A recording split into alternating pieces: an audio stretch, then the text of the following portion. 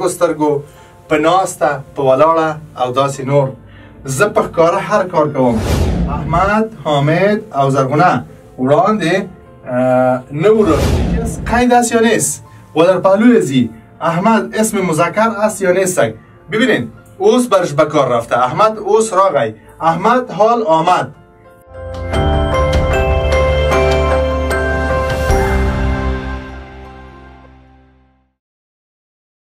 سلام عرض ادب دوستان نهایت عزیز، خوش آمدید به درس 23. درس 23 ما باز هم دوستان نهایت عزیز اون موضوع قیدها را تشریح میکند. ما و شما دوستان نهایت عزیز گفتیم که قیدها به دو نوع تقسیم شده بود، قیدهای اصلی و قیدهای غیر اصلی. قیدهای اصلی را ما و شما خواندیم دوستان نهایت عزیز که قیدهای اصلی تغییر نمیکند، شکل خود از دست نمیدهد، کیفیت خود از دست نمیدهد. دوستان عزیز قیدهای اصلی باز به سه بخش تقسیم شده بود که قید زمان بود، قید مکان بود و قید حالت بود یا قید تأکید بود. دوستان عزیز ببینید اینجا ما شما به هر کدام اینها مثال آوردیم.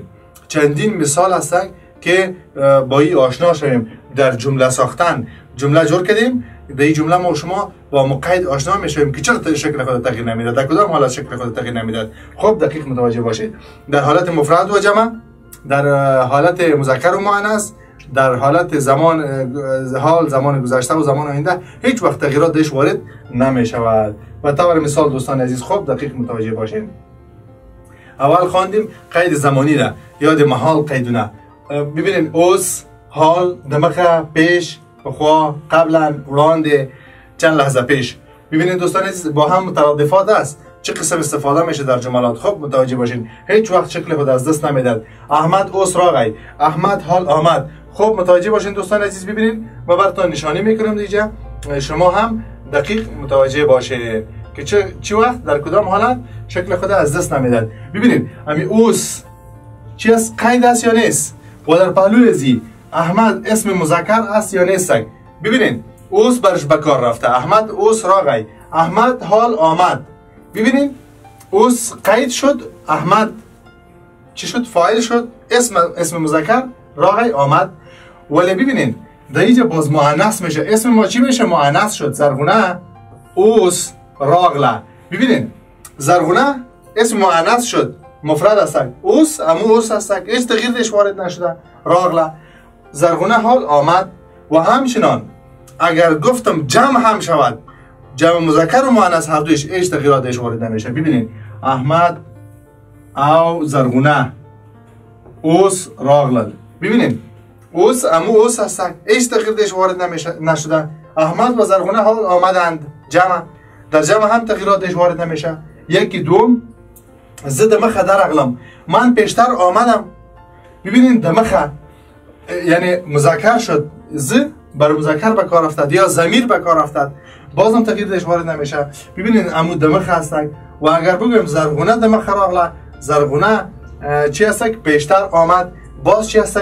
زرغونه باز هم مؤنث شد ولی دمخه امو دمخه است که هیچ تغییر درش وارد نشده. و همچنان زه پخوا کابل ته راغلی وم، من سابق یا قبلا به کابل آمده بودم. دیگه چی هست؟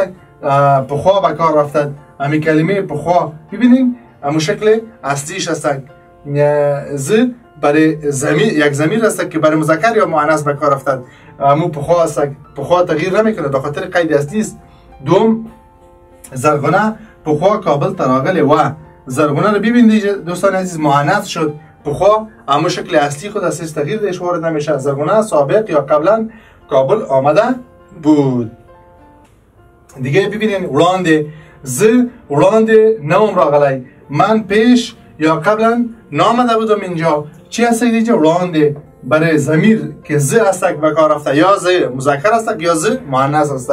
و همچنان ببینید احمد، حامد او زرغونه وړاندې نو راغلی.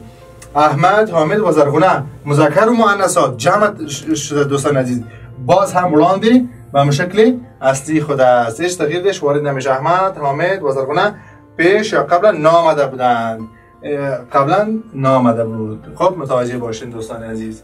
و همچنان میایم دوستان عزیز آره قید مکانی رو میخوانیم که ببینید دوستان عزیز در مکان هم چی هست؟ تغییرات وارد نمیشه. به خاطر چی؟ قیدهای اصلی هست. قیدهای اصلی رو گفتیم که هیچ وقت تغییراتش وارد نمی شود. مثلا به طور مثال دلتا، حالتا، مخکی، روستا، شاتا، مختا، حکاتا او داسی نور. زه دلتا راغلم. ببینید دوستان عزیز، زه دلتا راغلم، من اینجا آمدم. ببینید من اینجا آمدم، من هلکان او اینجونی دلتا راغللو دیش جمع شدد. هلکان، دختران و بچه ها دیش چی هستن؟ باز هم همون دلتا هستن. هیچ وقت تغییراتش نامده. ما بچه ها و دخترها اینجا آمدیم. دلتا یعنی اینجا، اما یک شکل خود دارد. تر حالتا راغله، حالتا تو آنجا آمدی، زرغونه حالتا رازی، حالتا آنجا، زرغونه آنجا میاد، مذکر مؤنث. هغه ستا مخکې دی، او در پیشروی تو هستک. او ستا مخکې سدی، در پیشروی تو چی است؟ جملات تغییر هم که سوالی بیانی هر رقم جمله که بیاید باز هم در تغییرات وارد نمی شود. به خاطر قید ما اصلی هستک. تو روز تراشه، تو بعدن بیا. ببینیم امر هستک، تو بعدن بیا. زرگونه به روز تراشی، زرگونه بعدن خواهد آمد. جمله بیانی یا جمله ساده گفته می شود. باز هم ورسته و شکل اصلی خود هستک. تو زما شاته ناستی، تو چی هستی؟ در پشت سر من نشستی. شاته او زرگونه شاته ده. زرگونه چی هستک؟ پشت سر است. چی باز شاته؟ اما یک شاته هستک. لگ مخ تراشه، کمی پیش بیا، کمی پیش رو بیا. احمد زما مخت نازدی، احمد در پیش روی من نشسته. چی هستک؟ مخت اما یک شکل خود دارد. لون رحکتشه، از درخت پایان بیا، پایان شو، پایین شو. زرگونه حکت اولاده، زرگونه طرف پایان رفت یا پایین رفت. حکت اردویش همون شکل اصلی خود دارد. تغییراتش وارد نمیشه. به خاطر چی؟ قید ما قید اصلی هست. و همچنان دوستان عزیز ببینید قید تاکید یا حالت ببینید، این همون رقم است. هیچ وقت تغییراتش وارد نمیشه در شکل ازی، به خاطر قید اصلی است. و ببینید پکاره، پپټه، پزغرده، پډاګه، په میړانه، په جګو سترګو، په ناسته، په ولاړه او داسې نور. زه پکاره هر کار کوم، من آشکارا هر کار را انجام میدهم. من آشکارا هر کار را انجام میدهم. احمد په پټه کارونه کوي، احمد مخفیانه کارها را انجام میدهد. و همچنان هر خبره په زغرده کوه، هر سخن را با جرأت بگوید یا بگو. و همچنان زرغونه په ډاګه خبره وکړه، زرغونه آشکارا چی کرد؟ سخن خود را گفت.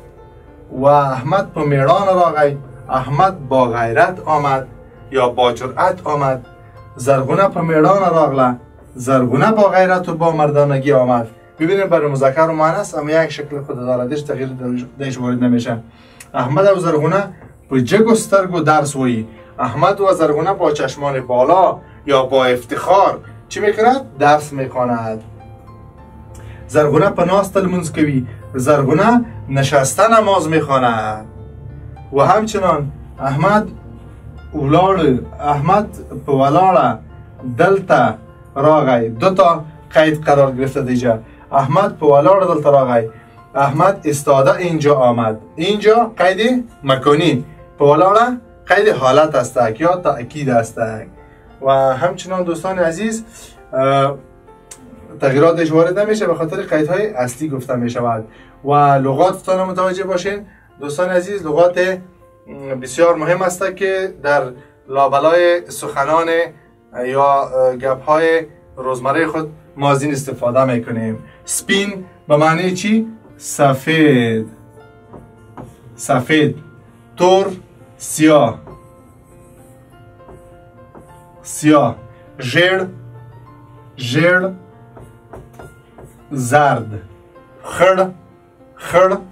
خاکی، رنگ خاکی که داشته می باشد یا چی میگن؟ خاکستری میگن بعضی ها. سور به معنی چی؟ سرخ. شین، شین به معنی آبی. زرغون به معنی سبز، سبز. ملګری، دوست، دوست. دیگه چی؟ ملګری. البته یک چیز رو متوجه باشین که دوست چی؟ ملګری، دوست مذکر. یک مرد که باشد. ملگری دو تا نقطه سر در سر داشت یا یک سر در سر چی هست که باز دوست مؤنث میشه. این باریکی ها رو بسیار متوجه باشین. بدرنکت چی میشه؟ بدرنکت با احترام. در آخر مکتوب چیزی که نوشته میکنیم ما شما نامه خود منندوی متشکر خاغلی یا دیگه ممنون هم میشه. ممنون استفاده کنیم. خاغلی چی میگن؟ محترم. خاغلی یا آغلی اردوی شرگ پستک محترمه. خاغلو محترمین. بسیار مهم است دوستان عزیز، در جملات روزمره خود از استفاده میکنیم. حفظ کنید. پادرناوی چی را میگه؟ با احترام. این هم با احترام معنی میدهد، به خاطر مترادفات است. خورا زیاد. دوستان نهایت عزیز، لغات بسیار مهم است، حفظ کنید همراهتان. این بود درس امروزتان. تا درس بعدی همه تان را به خداوند پاک و لایق ظالم سپارم. اللهم مل